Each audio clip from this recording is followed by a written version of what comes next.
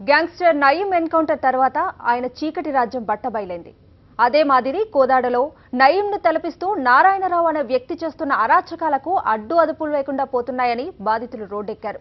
ఆడవాళ్ల మాన ప్రాణాలతో చెలగాటమాడుతున్న దుర్మార్గుడిపై చర్యలు తీసుకోవాలని డిమాండ్ చేస్తున్నారు మహిళలు. కోదాడలో నయీం 2 అరాచకాలకు తెరతీసిన నారాయణరావు. ఓ యువతిపై కన్నేసి వేధింపులు, న్యూడ్ ఫోటోలు కావాలంటూ టార్చర్, లొంగలేదని తల్లి కూతుళ్లను వ్యభిచారులుగా ముద్ర. వెలుగు చూస్తున్న నారాయణరావు బాధితుల లిస్ట్. నారాయణరావుపై వచ్చే ఫిర్యాదులను పట్టించుకోని పోలీసులు. కొందరు పోలీసులను మచ్చిక చేసుకుని గ్యాంగ్స్టర్ నయీం అరాచకాలకు తెరతీసిన సంగతి విదితమే. అదే మాదిరి నయీంను తలపిస్తూ కోదాడలో కూడా నారాయణరావు అనే వ్యక్తి నేరాలకు తెరతీశారని బాధితులు అంటున్నారు. ఆయనకు లొంగని మహిళలపై వ్యభిచారులుగా ప్రచారం చేస్తూ వేధిస్తాడని బాధితులు ఆరోపిస్తున్నారు.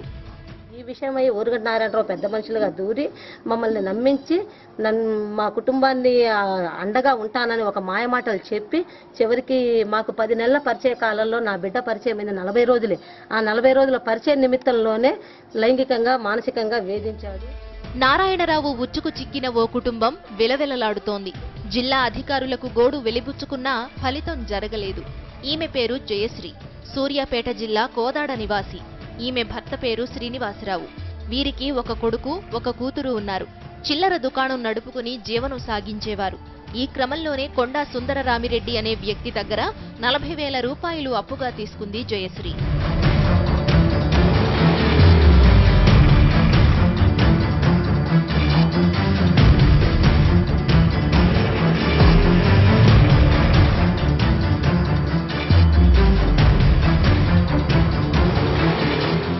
జయశ్రీ తీసుకున్న 40,000 రూపాయల అప్పు కాస్త వడ్డీ, చక్రవడ్డీగా మారి సుమారు 20 లక్షల రూపాయలు అయ్యాయని చెబుతోంది. డబ్బు చెల్లించినా ప్రామిసరీ నోట్లు ఇవ్వకుండా లక్షలు వసూలు చేశారంటోంది.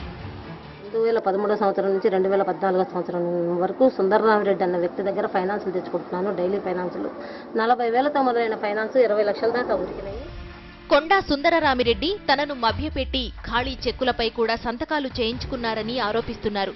ఈ విషయంలో పంచాయతీ పెద్ద మనిషిగా నారాయణరావు ఎంటర్ అయ్యాడని, ఇళ్లు మీకు తిరిగి ఇప్పిస్తానని భరోసా ఇచ్చిన నారాయణరావు 6,50,000 రూపాయలు తీసుకున్నాడని బాధితులు చెబుతున్నారు. ఓరగంటి నారాయణరావు రెండో నయీం తమ్ముడేనండి. కోదాట్లో వేరే ఎవరో కాదు. వాడి వల్ల మాకు ప్రాణ భయం ఉంది. మా చుట్టాలు ఎవరు దూరం అయిపోయారు, ఊళ్ళో అందరూ దూరం, ఎవ్వరు పరువు పోయింది, ఊళ్ళో తలెత్తుకోలేని పరిస్థితి అయిపోయింది. ఈ వ్యవహార విషయంలో జయశ్రీ ఇంటికొచ్చిన నారాయణరావు డిగ్రీ చదువుతున్న జయశ్రీ కూతురిపై కన్నేశాడు. అంతే, అక్కడి నుంచి టార్చర్ మొదలైందని బాధితులు అంటున్నారు. ఇటు పోయినా కూడా మాకు న్యాయం జరగకుండా ఊర్లో డప్పు కొట్టించి ఊర్లో పరువు తీశాడు. మా చెల్లిని లైంగికంగా హింసించాడు. 2.5 గంటల సేపు కర్రీ కావాలని పిలిపించుకొని నువ్వు వస్తావా రావా అని ఇంట్లో ఉన్నావని బయటికి పంపించి ఏదో ప్లాన్లో నన్ను లోపల ఉంచి చాలా మానసికంగా ఇబ్బంది పెట్టాడు. పెప్పర్ స్ప్రే చేస్తా అనేసి నువ్వు ఎట్లా కావాలంటే అట్లా యూజ్ చేసుకోవచ్చు, పెప్పర్ స్ప్రే చేస్తే మాత్రం ఎట్లా కావాలంటే అట్లా యూజ్ చేసుకోవచ్చు, ఫొటోస్ తీసి మరీ పంపిస్తాను, తర్వాత నువ్వు అడ్డం తిరిగినా కానీ అన్ని వీడియోస్ తీసుకుంటానని బెదిరించాడు. ఇప్పుడు కొండా సుందరరామిరెడ్డి నుంచి ఖాళీ చెక్కులు, ఇంటి దస్తావేజులు ఇప్పిస్తాను, అమ్మాయిని పంపించండి అని కబురు పెట్టిన నారాయణరావు ఆయన ఇంటికి వెళ్లిన యువతిపై లైంగిక దాడికి యత్నించాడని బాధితురాలు అంటోంది.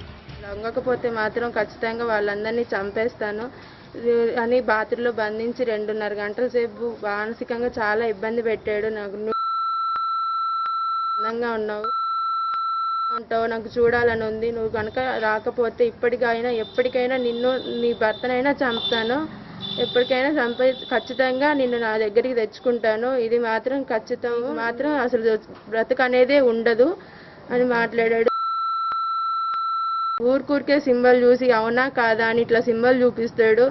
ఏం చేయాలో అర్థం కాక అసలు ఎంత బాధపడ్డానంటే అంత బాధపడ్డాను. నారాయణరావుకు లొంగలేదని తల్లి కూతుళ్లపై వ్యభిచారులుగా ముద్రవేసి వేధిస్తున్నాడని బాధితులు అంటున్నారు. కారణంగా మా అమ్మ వాళ్ళకి తెలిసిన కారణంగా నన్ను నా ఊర్లో అందరికీ చెప్తున్నాడు. ఊర్లో కాలేజ్లో అందరికీ తెలిసింది. ఇప్పుడు నా గురించి నా క్యారెక్టర్ ఏందో అంతా బ్యాడ్గా ప్రచారం చేస్తున్నాడు. కోర్టు వాయిదాలకు వెళ్ళినా కానీ కోర్టులో కూడా అంతే చెప్తున్నాడు. ఎవరైనా అమ్మాయి కావాలంటే వెళ్ళండి, వెంటపడండి, వస్తుంది అన్నట్టు ప్రచారం చేస్తున్నాడు. ఇప్పుడు నేను ఏం చేయాలో నాకు అర్థం కావట్లేదు. ఎక్కడికి వెళ్ళినా కానీ నాకు న్యాయం జరగట్లేదు. నారాయణరావు మైండ్ గేమ్ దెబ్బకు విలవిల్లాడిపోయిన ఆ కుటుంబం పోలీసులకు, అధికారులకు ఫిర్యాదు చేసింది.